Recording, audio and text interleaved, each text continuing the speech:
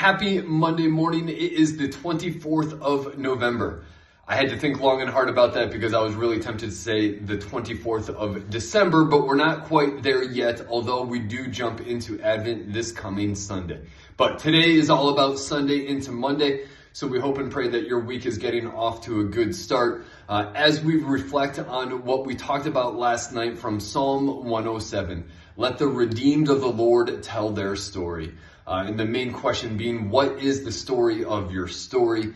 And I was hopefully encouraging you to share your story, to have your story point others to Jesus, and to know that your story is God's story. If you need a quick break during the workday today, maybe you flip on that Big Daddy Weave song and just be encouraged and reminded by that. As always on Monday mornings, I want to give you a couple of questions to think through, but the questions today might be a little bit different.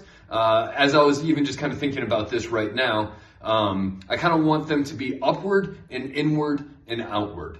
And so maybe some more questions this time, but I want us to have one question that makes us think of God, one question that makes us think about our relationship with God, and then actually two questions that make us think of those around us. So here is the upward question. In your life, how do you see your personal story as part of God's larger narrative? And then looking a little bit inward, how does this perspective change the way you view your experiences and challenges? Another question that I would love for you to consider is, how can your story be a source of encouragement and hope to those around you? Now, I also want to give you two questions to think about outwardly for our community, specifically at Westlake, but also in the greater Neon area. So here are two questions. How can our church community support each other in sharing our stories? Reflecting on the creative nicknames mentioned in the sermon, what nickname would you like to be known by in your workplace or community? And how can you work towards embodying that identity?